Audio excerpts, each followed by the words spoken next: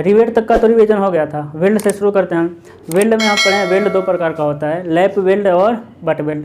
Lap weld जब दो प्लेटों को एक दूसरे के ऊपर चढ़ाकर लैप वेल्डिंग करते हैं तो उसे कहते हैं लैप वेल्डिंग।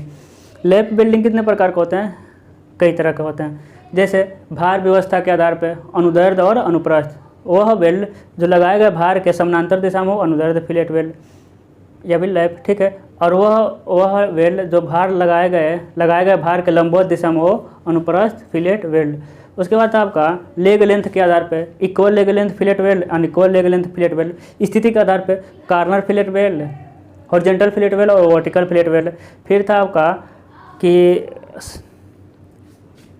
आकार के आधार पे कनकेव, कन्वेक्स और प्लेन, ये समतल, अवतल और उत्तर फिलेट वेल्ड।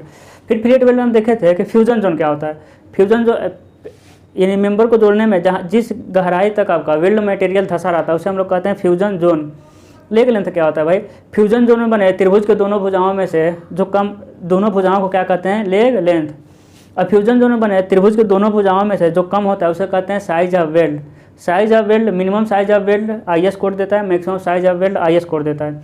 यदि प्लेट की मोटाई 10 है तो मिनिमम साइज ऑफ वेल्ड 3। यदि प्लेट की मोटाई 10 से 20 है तो मिनिमम साइज ऑफ वेल्ड 5। यदि प्लेट की मोटाई 20 से 32 है तो मिनिमम साइज ऑफ वेल्ड 6। यदि प्लेट की मोटाई 32 से 50 है तो minimum size of weld 8 mm करते हुए जाएंगे, फिर 2 mm करते हुए आएंगे 8 से 10 तक।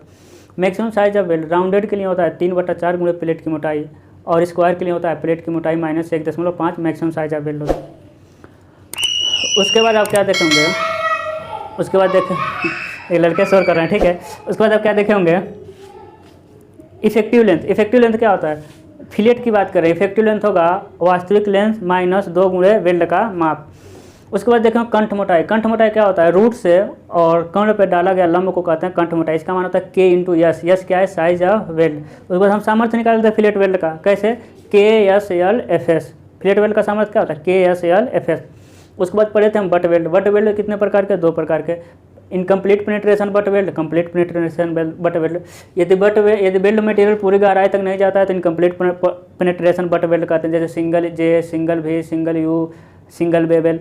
यदि वेल्ड मटेरियल पूरी गहराई तक चला जाता है तो उसे कहते हैं कंप्लीट पेनिट्रेशन बट वेल्ड, जैसे double J, double V, double U और डबल बेबेल।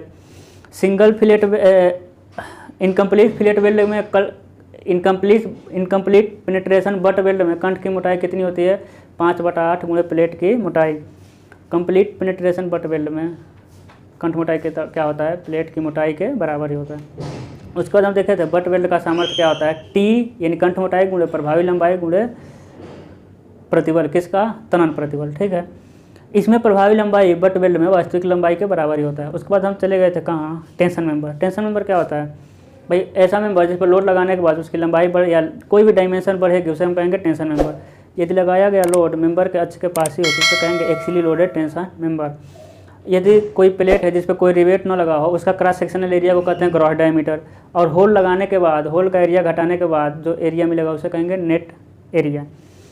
और जब किसी मेंबर को किसी दूसरे मेंबर के साथ जोड़ते हैं तो उत्केंद्रता उत्पन्न होने के कारण उसके क्षेत्रफल में कुछ कमी करते हैं, उसे कहते हैं हम लोग शुद्ध प्रभावी क्षेत्रफल। शुद्ध प्रभावी क्षेत्रफल निकालने के हम देखें कई तरीके होते हैं, कई कंडीशन बनते हैं। जब कोणीय खंड घसेट प्लेट से जुड़ा हो तो क्या हो जाएगा? A1 K का मान क्या होगा? 3A1/3A1 + A2। जब T सेक्शन जुड़ा हो तो K का मान क्या होगा? 5A1/5A1 + A2। जब घसेट प्लेट के एक ही तरफ पीठ से पीठ सताकल 2 एंगल जुड़े हों तो K का मान क्या होगा? यदि टेकिंग रिवेट लगा हो तो 5A1/5A1 + A2, और यदि टेकिंग रिवेट न लगा हो तो 3A1/3A1 + A2। इतना क्या था आपका टेंशन और बिल्डिंग का, ठीक है।